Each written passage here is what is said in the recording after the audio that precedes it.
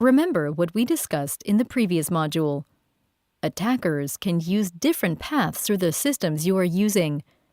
It only takes one open path to harm our business. Please keep this concept in mind while going through the following pages. They contain more information on techniques, vulnerabilities, and barriers. As we have discussed in Module 2, Common Threats and Traps, your antivirus and anti-malware detection software should always be kept up to date. It helps to protect your system against the latest threats. Before downloading data or applying removable media, check that your antivirus software is up to date and active. However, for OT systems, it may not always be possible to run antivirus protection. The supplier may not have approved antivirus programs to run on the dedicated network, or the antivirus capabilities supplied may be very limited in order to prioritize the availability of the OT system. The result may lead to an OT system not being protected by the latest antivirus software. We can partly compensate this by appropriate measures. We can isolate the OT system from the network. We can use an airlock for removable media. We can run a virus scan on the OT system during a maintenance window. We can use firewalls that inspect data passing through for virus patterns. We can disable or lock access to system interfaces, and where it is operationally acceptable, the file sharing capabilities can be deactivated. Click on the compensating measures for more information. Use a secondary computer for potentially dangerous operations. This can protect your main computer from harm. A quarantine computer can be used to scan storage media for malware before connecting any removable media to the IT or OT. During planned maintenance, it may be possible to boot the OT system on a USB device or CD-ROM containing a bootable. If a critical system is isolated behind a firewall, it may be possible to scan the data traffic going to and from the system. Systems which are critical for operations should not have open USB ports or CD drives. If these must be open, then have your IT services disable the auto-run or auto-play functions. As explained in Module 2, one of the most common vulnerabilities is unpatched software. Attackers are quick to get the upper hand when software is not kept up to date. Software patches for OT and IT support should therefore be managed by a defined process. Please consider these best practices for patch management. Regularly follow vulnerability alert messages from the OT and third-party software system suppliers as well as other reliable sources. Assess which patches are critical. Obtain the patches and updates. Make sure they are genuine and match your equipment. Back up the system in case something goes wrong. Test the patches in a spare system before installing in production. This is particularly important if the OT system is critical for your vessel's safety. When planning your patch management strategy, consider these factors. Purchase and maintenance contracts should include that suppliers guarantee patches for the planned lifetime of the equipment. Clarify with your OT suppliers how they test and approve patches. Plan how to patch additional software on the same system. Ideally, the patches can be scheduled during maintenance windows. If, however, you have redundant or duplicate OT systems, then you can patch them one at a time while the second one continues to run.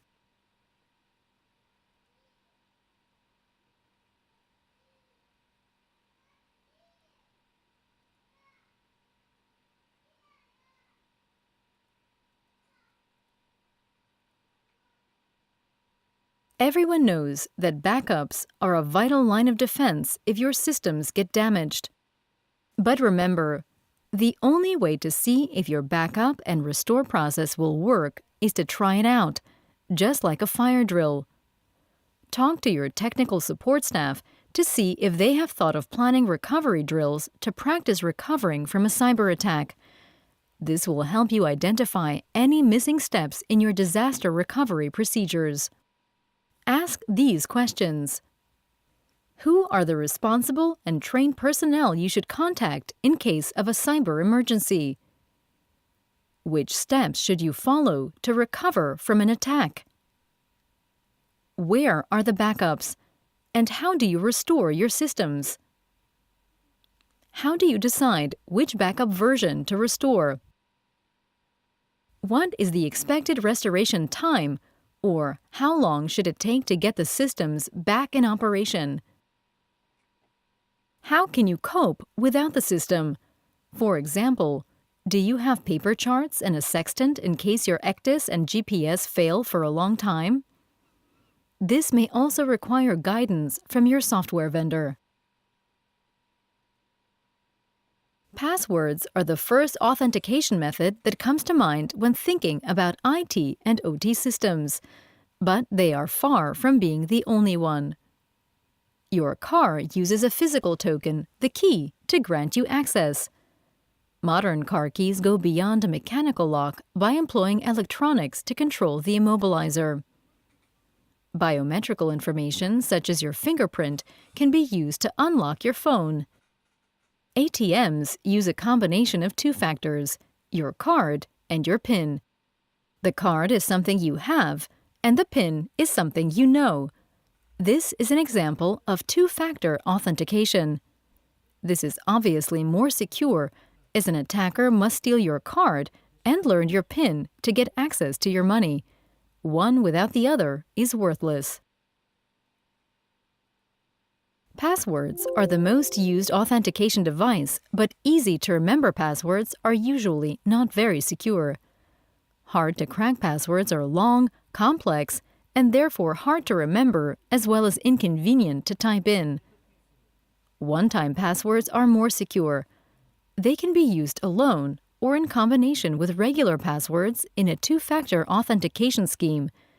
They can be distributed on paper, but more frequently either by a special device or an app on a smartphone.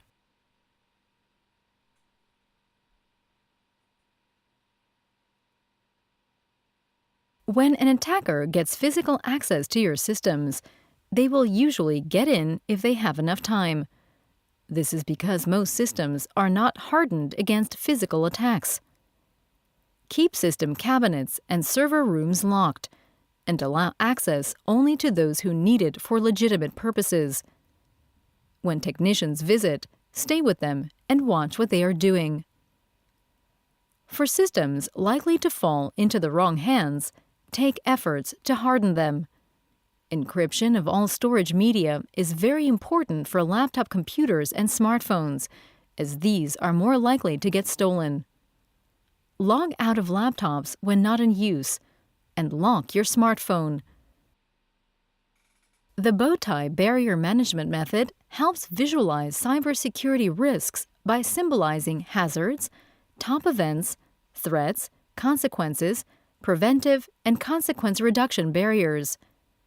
Click on the bowtie symbols for more information and examples.